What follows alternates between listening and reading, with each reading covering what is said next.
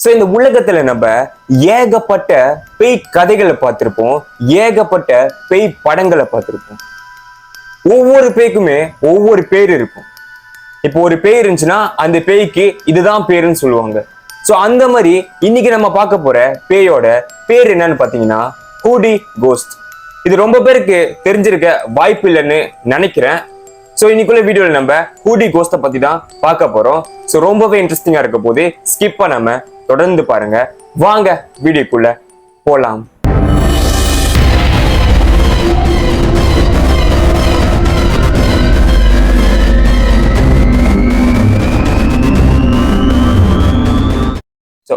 பேய்கள் சொன்னாலே ஏகப்பட்ட பேய்கள் இருக்கு இந்த உலகத்துல.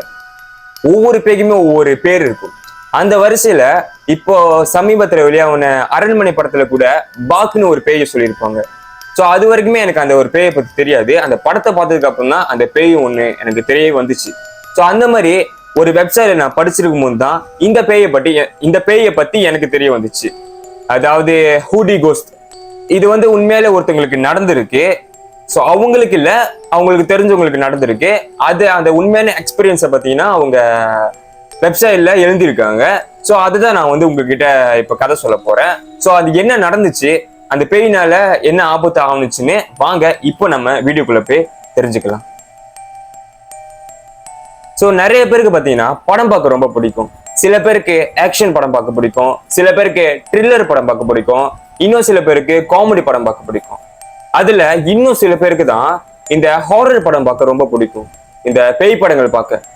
அப்படி பேய் படங்கள் பார்த்தீங்கன்னா நார்மலா நம்ம காலையில பார்க்க விரும்ப மாட்டோம், மத்தியானோ பார்க்க நமக்கு பிடிக்காது.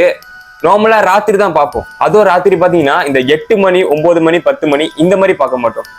மோஸ்ட்லி 12 மணிக்கு மேல பார்க்கணும். அப்போதான் ரொம்பவே ஆர்வமா இருக்கும், நல்லா இருக்கும்னு சொல்லி அந்த டைம் தான் ரொம்ப நம்ம பார்க்கறதே ரொம்ப ஜாஸ்தி. ஸோ அதே மாதிரி பார்த்தீங்கன்னா விஷால்னு ஒருத்தர், அவர் எப்பவுமே பேய் படம் பார்க்க ரொம்ப பிடிக்குமா. அப்போ 2 மணி 3 மணி இந்த மாதிரி நேரத்துல தான் விடிய காலையில பார்த்துட்டு தான் தூங்குவார்.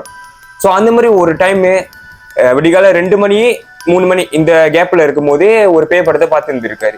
அப்படி பார்த்துக்கிட்டே இருக்கும் போது பக்கத்துல டிவி பக்கத்துல சில்லிங்ல பார்த்துட்டே யாரோ இருக்கிற மாதிரி அவரே நினைச்சுக்கிட்டு, சும்மா அவர் யாரோ இருக்கிற மாதிரி நினைச்சுக்கிட்டு பட்டுன்னு சிரிச்சுக்கிட்டு இருக்காரு. நம்மளெல்லாம் யாரு பார்க்க போறா, எந்த பேய் நம்ம கிட்ட வரும், நம்மள நெருங்க முடியுமா சொல்லி ஒரு மாதிரி அப்படியே அவருக்குள்ளே பேசிக்கிட்டு அப்படியே சிரிச்சுட்டு இருந்திருக்காரு விளையாட்டா. சோ விளையாட்டு வினையாகும் சொல்லுவாங்கல்ல, அந்த மாதிரி இந்த மனுஷன் அப்படியே விளையாண்டு இருக்கும் போது திடீர்னு அவருக்கு முன்னாடி ஏதோ ஒரு உருவம் கிராஸ் பண்ண மாதிரி தெரிஞ்சிருக்கு. அவரு அதை என்னன்னு பாக்குறதுக்குள்ளேயே அவரு பேரலைஸ் ஆயிட்டாரு. பேரலைஸ்னா அவரால் முன்னுக்கு என்ன நடக்குதுன்னு பார்க்க முடியுது, அதை உணர முடியுது, பட் ரியாக்ட் பண்ண முடியல. ஸோ அப்படியே அவர் பேரலைஸ் ஆனதையோட அவர் கண்ணு பார்த்தீங்கன்னா தன்னால மூட ஆரம்பிச்சிருக்கு. அவர் ரூம் டெம்பரேச்சர் தன்னால குறைய ஆரம்பிச்சிருக்கு. அந்த குளிர்லயே அப்படியே அவரு அந்த இடத்துல தான் இருக்காரு, ஒண்ணுமே பண்ண முடியல. ஸோ அந்த 10 நிமிஷம் பார்த்தீங்கன்னா ஒரு 10 நிமிஷம் அந்த மாதிரி இருந்திருக்காரு. அந்த 10 நிமிஷத்துக்கு அவருக்கு என்ன ஆணுச்சுன்னு எதுவுமே தெரியலன்னு சொல்றாரு. ஸோ அந்த 10 நிமிஷத்துல என்ன நடந்துச்சுன்னு அவருக்கு தெரியலன்னு ஏன் சொன்னாரு பாத்தீங்கன்னா, அந்த ஒரு 10 நிமிஷத்துல அவருக்கு ஒரு மோசமான சம்பவம் வந்துருப்பிருக்கு, ஒரு விஷனா வந்துருப்பிருக்கு. அதாவது யாரோ ஒருத்தவங்க கூட்டிட்டு போயிட்டு அவர்கிட்ட அவர் ஃபேமிலியில இருக்கிற எல்லாருமே எப்படி இறக்க போறாங்கன்னு காட்டியிருக்காங்க. அவரு கண்ணால பாக்குறாரு எப்படி இறக்குறாங்கன்னு. அதுவும் எப்படி இறந்துருக்காங்க பாத்தீங்கன்னா, இவர் தான் தன்னோட சொந்த கையாலேயே தன்னோட ஃபேமிலியில இருக்கிற எல்லாத்தையும் கொல்லுற மாதிரி அவருக்கு அந்த விஷன் வந்துருப்பிருக்கு ஒரு 10 நிமிஷத்துக்கு. ஸோ அதுக்கப்புறமா அவருக்கு பட்டுன்னு தெளிஞ்சிருக்காரு. 10 நிமிஷத்துல இருந்து தெளிஞ்ச கையோட அந்த ஒரு விஷன் வந்த கையோட ஹாரர் படம் பாக்குறதே கொஞ்ச நாளைக்கு நிப்பாட்டி வைக்கிறாரு. பேய் படங்களை பாக்குறத ஸ்டாப் பண்றாரு கொஞ்ச நாளைக்கு. ஸோ அதோட அவருக்கு அந்த விஷயம் ஸ்டாப் ஆச்சான்னு கேட்டீங்கன்னா அதுதான் கிடையாது.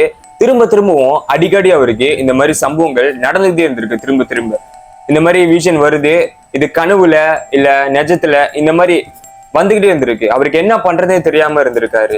அப்போ ஒரு கட்டத்துல பாத்தீங்கன்னா டோட்டலாவே அவரு வேற யாரும் கண்ட்ரோல்ல போன மாதிரி ஆயிட்டாரு. எப்படின்னா யாரு சொல்றதும் கேட்காம எப்பவுமே கருப்பு சட்டையை போட்டுக்கிட்டு ஹூடியே போட்டுக்கிட்டு இந்த மாதிரி தனியா செவுருல நின்று பேசிக்கிட்டு இருக்கிறது, இந்த மாதிரி தன்னை அறியாம தன்னை யாரும் கண்ட்ரோல் பண்ண மாதிரி எல்லாத்தையுமே பாத்தீங்கன்னா வித்தியாசமா செய்ய ஆரம்பிச்சிருக்காரு. இதை பார்த்த அவரோட அப்பா அம்மா இவருக்கு என்னமோ ஆச்சு, இவர் நார்மலா இல்ல சொல்லி கொஞ்ச நாளைக்கு பாட்டி வீட்டுக்கு அனுப்பி வைக்கலாம் சொல்லி அவரை வந்து அவரோட பாட்டி வீட்டுக்கு அனுப்பி வைக்கிறாங்க. அங்க போன கையில பாத்தீங்கன்னா அவரு நார்மலா ஆயிட்டாரு. நல்லா எப்போதும் போல நல்லா சாப்பிடுறாரு, நல்லா விளையாடுறாரு, எப்போதும் போல நல்லா தூங்குறாரு, நார்மல் ஆயிட்டாரு. சோ எந்த பிரச்சனையுமே இல்லை அந்த வீட்டுக்கு, அங்க பாட்டி வீட்டுக்கு போன கையோட.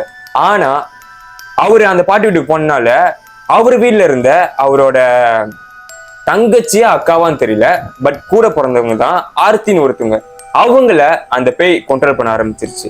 அவருக்கு நடந்த அதே மாதிரி விஷயங்கள், இந்த மாதிரி விஷன் வர்றது, இந்த மாதிரி சொந்தமா பேசுறது, இந்த மாதிரி எல்லாமே பாத்தீங்கன்னா அவரை கண்ட்ரோல் பண்ண ஆரம்பிச்சிருச்சு.